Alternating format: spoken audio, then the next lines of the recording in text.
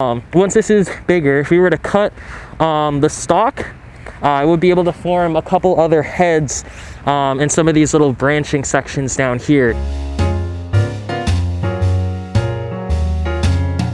Hello, Somerville gardeners, and welcome to another workshop here on a blustery, cold, rainy October day.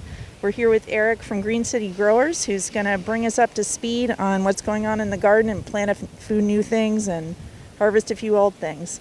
Hello everyone, this is Farmer Eric here from Green City Growers. Today in the garden we're going to be doing some harvesting. We're going to be removing some of our crops to make way for some fall crops. And yeah, we're going to highlight some of the cool stuff that we have going on in the garden today. Today we're going to be harvesting the remainder of our daikon radishes. So in some of the previous videos we harvested some of them. Today we're going to finish up with the rest of them. So here we can really see which ones are definitely ready to be harvested because they're most of the way out of the ground. They're really popping up above the soil. We could let these grow for a little bit longer just because it's getting colder. We're going to just take these out of the ground now, and we're also going to clear up some space for some other stuff that we're going to be planting. So a little bit dirty, but another nice daikon radish here. And yeah, definitely some variation in the sizes, but that's all right. Yeah, these. Let's see, yeah, towards the end they got a little bit on the smaller side, most likely just because they were covered up by some of the mint. So you can see like these ones never really got to full size, most likely because they were just growing underneath the mint plant right here, or were getting shaded out by the eggplant or tomatoes that were growing there as well. But that's all right. We still got a pretty decent sized harvest. We'll just have to wash these up and we'll be good to go. Not ready quite yet, but we do have a beautiful head of broccoli that's starting to form right here. So I'd say in about 2 to 3 weeks, it should really expand in size, get a lot bigger, and end up like something that we have at the grocery store. Great part about this type of broccoli is it's a branching variety. So if we're to cut, once this is bigger, if we were to cut the stalk, it would be able to form a couple other heads in some of these little branching sections down here. So if actually we want to come up, we can see where one of them would form. So just like in a little node right here. So if we were to cut this at like this point right here, this would end up forming a new head.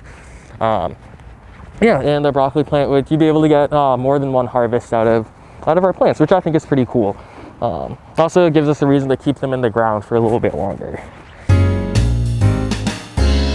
Now that we've gotten pretty much all of the harvesting that we're going to be doing out of the way, it is fall, so we are sort of starting to close up the garden and remove some stuff that isn't going to do well at this point anymore. So that's going to be all of our summer crops. So our peppers, like these guys over here, our husk cherries. We're going to be taking out our basil. So we got our purple basil and our green basil, and all of our eggplants along this section right over here. We're also going to be planting in some new, more seasonally appropriate crops as well. So yeah, right now we're just going to get started in ripping up some of this section and yeah, getting it ready, getting it prepped for the fall crops. Yeah, very impressive basil plant here. Nice purple basil.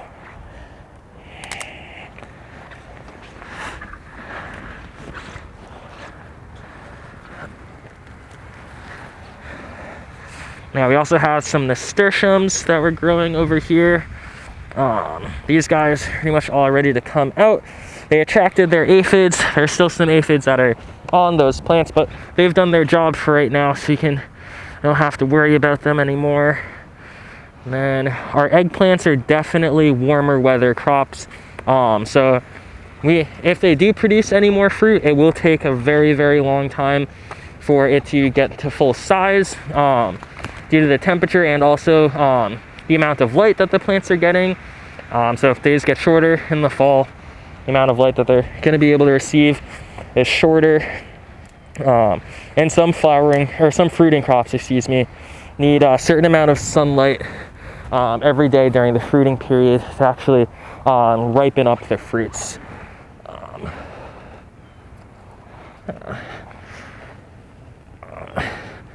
Yeah, some of these ones have pretty strong root systems.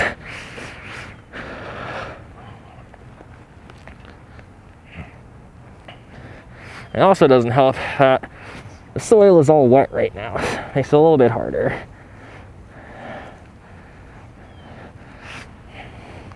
It's gonna be good to be adding our new crops into some wet soil, or some moist soil, compared to just like bone dry stuff like it's been the past couple days.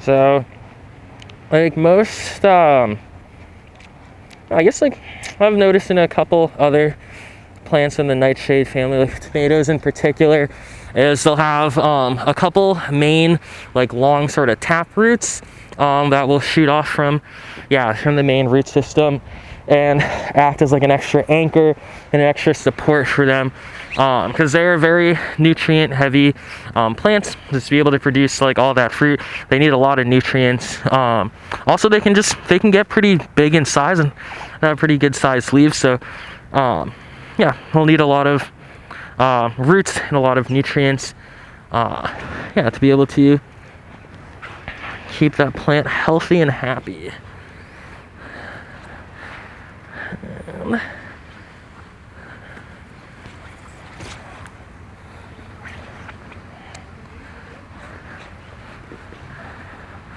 And we'll clear that up right here.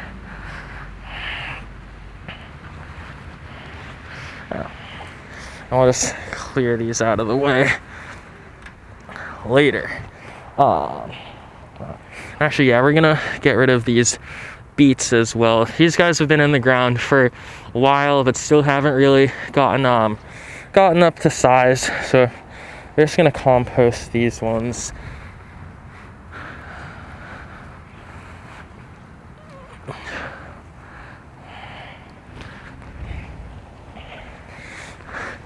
And now we've cleared out our garden section, so we can get some more stuff planted. I have our peppers over here. These ones never got too big. We got a couple starting to form, but yeah, pretty much anything else on these plants, if it does form a fruit, it won't really ripen up because it's too cold. So we're just gonna take these out, clear up some space for everything.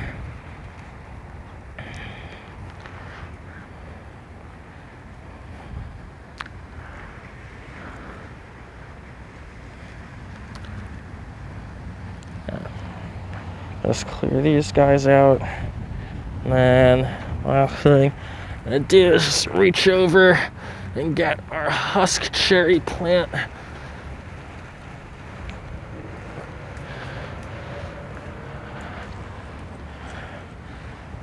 And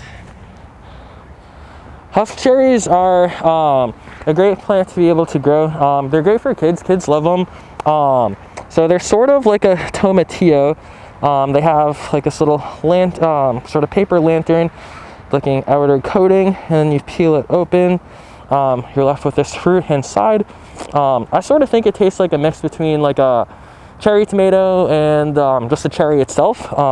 So they're pretty tasty. And one cool thing, but also kind of annoying thing for future gardeners is whenever you plant husk cherries, once you plant them, you got to make sure that you pick up all of the excess fruit that fall on the ground. Because if you don't, you will be seeing little husk cherry sprouts popping up for years and years to come.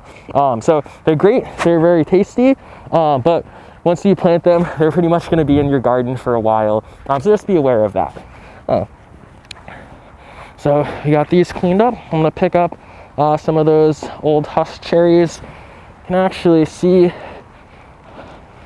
some pretty ripe ones over here. So their outer paper coating has got broken down and gotten eaten away. And yeah, you can see the fruit inside.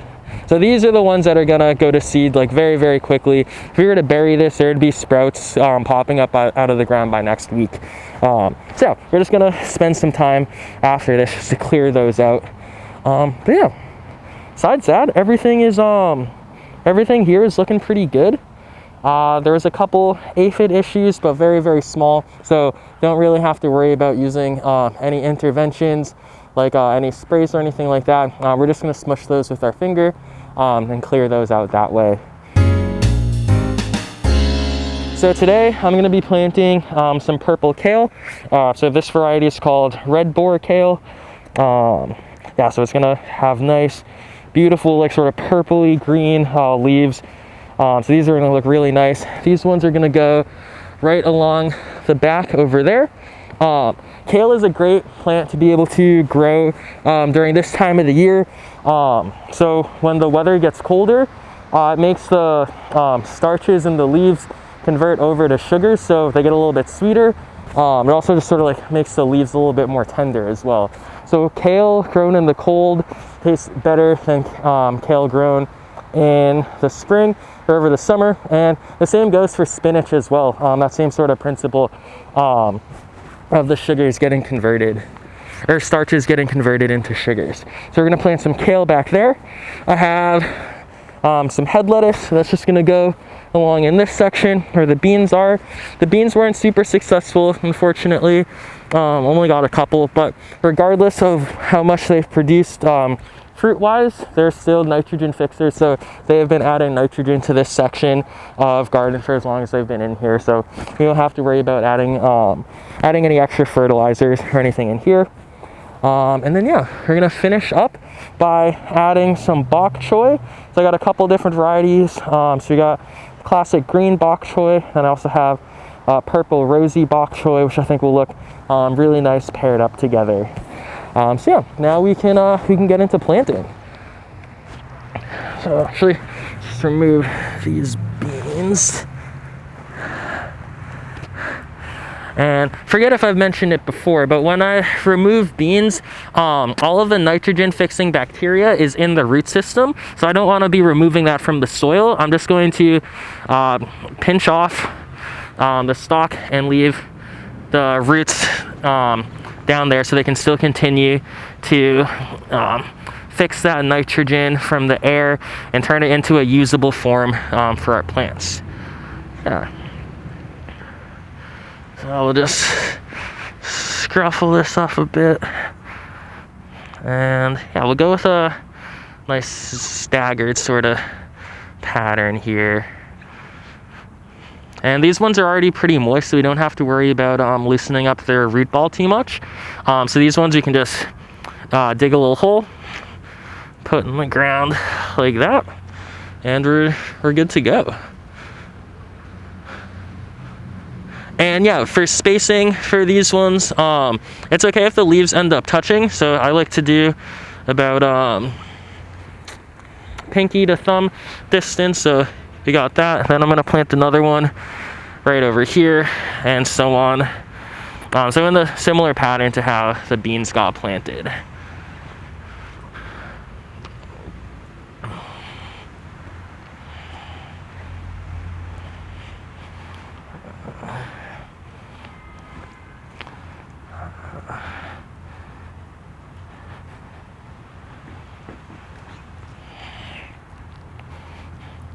Sweet. So these ones are in. Next up, we're gonna go over here and plant our bok choy. Actually, yeah, let me clear out some of this stuff so we have some room.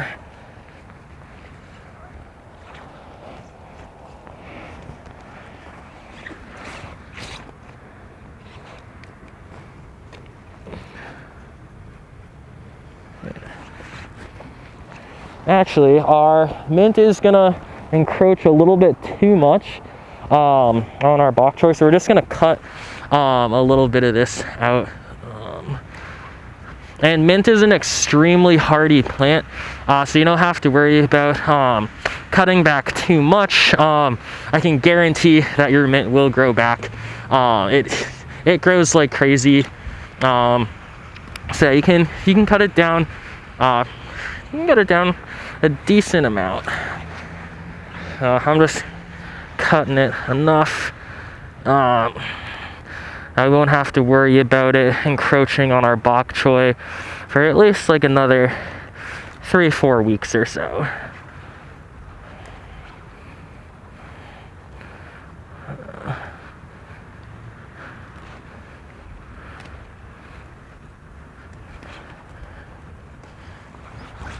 All right.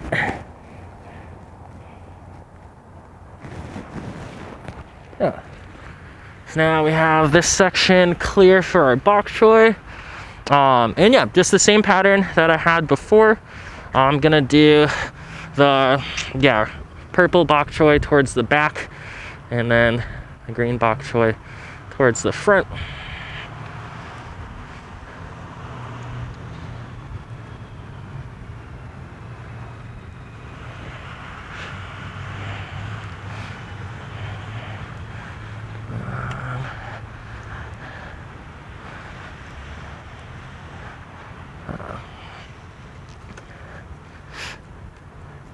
And these ones should be able to grow decently well into the colder months.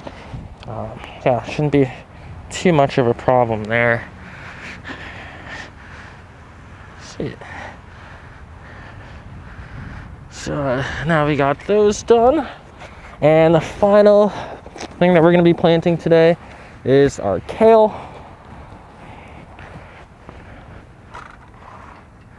So yeah, I just got 3 plants here today, and I'm gonna plant them more towards the middle. They will be able to survive over the winter, but I don't want them to get in the way of any peas or any tomatoes that we plant during the spring or fall. So we'll have them be a little bit closer, so there's still enough room up next to our trellis to be able to have stuff growing. So yeah, these, as before, got our label red boar kale, excuse me, and then let's take it, plug it in there.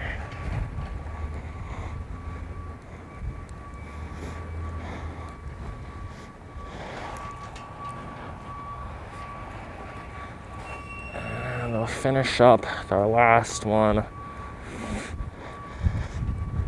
Right in there. We'll pat it down nice and firm. And yeah, so now that we've gotten everything cleared out, this bed is going to be good for at least another month to a month and a half with our bok choy and our lettuce, as long as our lettuce mix and arugula that we had planted the session before. Everything in here is going to just keep on growing, and that stuff should be able to just harvest that, and then you don't have to really worry about clearing anything out for the season. So we'll just keep clearing this out until everything's empty, except for the kale. And yeah, so this bed's looking good. We didn't have too much success with the peas, but that's all right. We'll try those again in the spring. Yeah, right now we just gotta wait for the stuff in that bed to start growing, wait for everything in here to sort of start to fall off and start to die off, and should be good to go from there. Yeah, looking forward to next time.